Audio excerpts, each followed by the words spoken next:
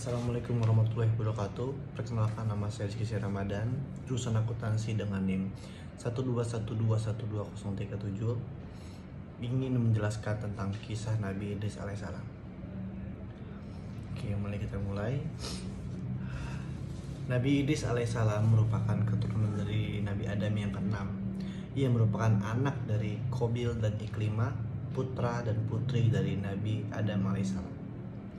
Allah Subhanahu wa Ta'ala memerintahkan Nabi untuk mengajak seluruh umat manusia berjalan di atas kebenaran.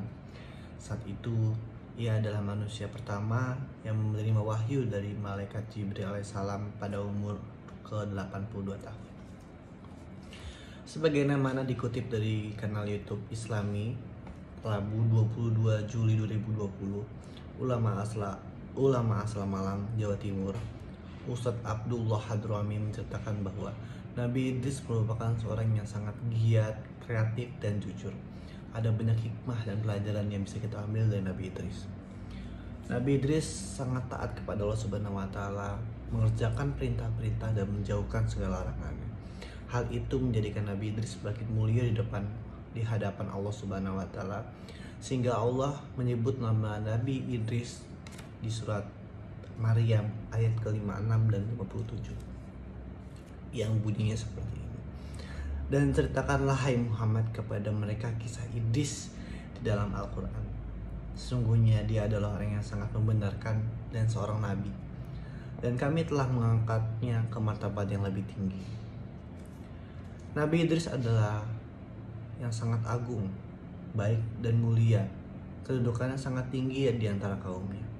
Beliau dimuliakan oleh Allah Subhanahu wa Ta'ala karena memang orang yang sangat baik.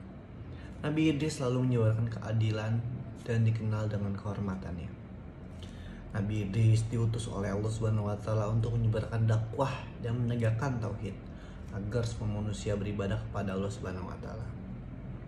Sungguh giat Nabi Idris dalam berdakwah, bahkan pernah meminta kepada Allah untuk mempanjangkan umurnya karena masih banyak negara yang belum disampaikannya.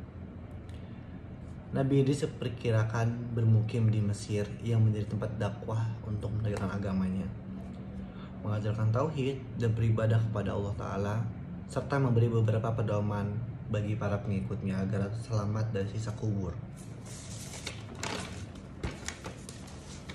Terdapat suatu masa di mana kebanyakan manusia melupakan Allah Subhanahu wa Ta'ala, sehingga Allah menghukumi dengan kemarau yang berkepanjangan. Nabi Idris pun turun tangan untuk memohon kepada Allah agar mengakhiri hukuman tersebut.